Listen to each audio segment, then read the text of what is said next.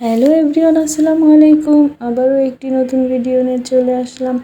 আপনারা দেখতে পাচ্ছেন আমি অনেকগুলো মিষ্টি কুমড়ার ফুল তুলে নিয়েছি। দেখুন মিষ্টি কুমড়ার ফুলগুলো দেখতে কেমন চমৎকার লাগছে। আর এই মিষ্টি কুমড়ার ফুল দিয়ে আজকে আমি মজার একটি রেসিপি আপনাদের সাথে শেয়ার করব। তাহলে চলুন ভিডিওটি দেখে নিই। এই যে দেখুন আমি এই ফুলগুলো দিয়ে আজকে মিষ্টি কুমড়ার ফুলের পাকোড়া বানিয়েছি। পাকোড়াটি খেতে কিন্তু অনেক মজা হয়েছিল, চাইলে আপনারাও ট্রাই করতে পারেন। প্রথমে আমরা ফুলগুলোকে ভালোভাবে ধুয়ে নিব, কারণ এর মধ্যে অনেক পিঁপড়া ও পোকামাকড় থাকতে পারে, তাই এটাকে ভালোভাবে ধুয়ে নিব। এই যে দেখুন ফুলের মাঝখানের যে বোঁটাটা থাকে সেটা আমরা এভাবে করে বোঁটাটা ফেলে দিব।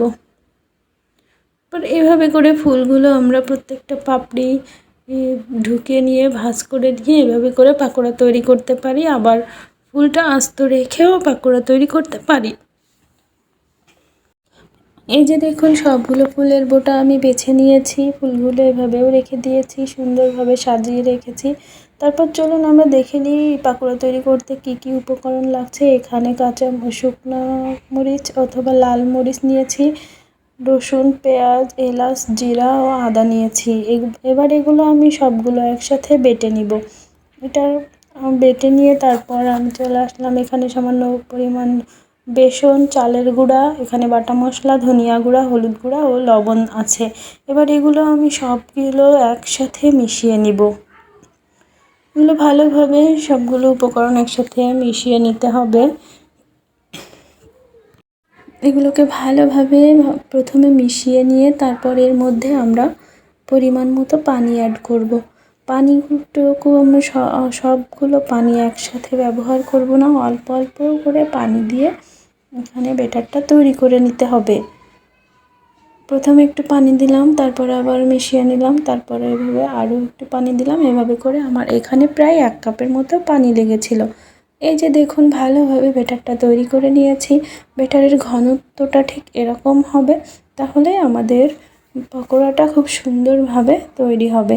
আসলে বেগুনি যেরকম বানাতে হয় সেভাবে করে আমরা ব্যাটারটা তৈরি করে নিব। এবার একটি কড়াইয়ে তেল গরম করে তার মধ্যে আমরা সবগুলো পকোড়া এভাবে ব্যাটারের মধ্যে ডুবিয়ে একটি একটি করে সবগুলো ভেজে নিব।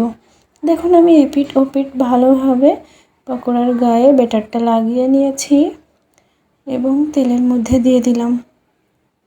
আরও একটি পকোড়া আমি তৈরি করে নিলাম। দেখুন এভাবে করে একবারে 2-3 থেকে 4টি করে পকোড়া আমরা ভেজে নিতে পারবো।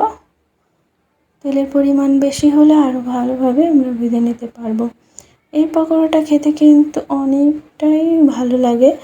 এভাবে করে আপনারা ভেজে খেতে পারেন। এইভাবে করে ভালোভাবে উল্টে পাল্টে আমরা পকোড়াটা ভেজে নিব। দেখুন দেখতে কতটা চমৎকার লাগছে। ভালোভাবে ভেজে নেওয়ার পর আমরা এগুলোকে তুলে নিব। আমরা বেগুনি যেভাবে বানাই ঠিক সেইভাবেই করেই আমরা একটু সময় নিয়ে আস্তে আস্তে পকোড়াগুলো ভেজে নিব। এভাবে করে পকোড়া তৈরি করলে অনেকটা মজা হয়। আবার এই কুমড়া ফুল দিয়ে অন্যরকমভাবেও বড়া তৈরি করা যায়।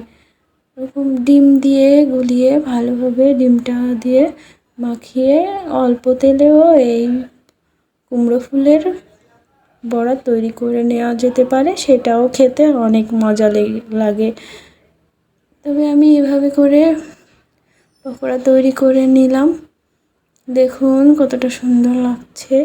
এই যে দেখুন সবগুলো পকোড়াই তৈরি হয়ে গেল। এটা খেতে অনেক মুচমুচে এবং সুস্বাদু হয়েছিল। আপনারাও বাড়িতে ট্রাই করবেন এবং এরকম আরও নতুন নতুন ভিডিও পেতে আমার চ্যানেলটি সাবস্ক্রাইব করে পাশে থাকবেন এবং পাশে থাকা বেল আইকনটি বাজিয়ে দিবেন।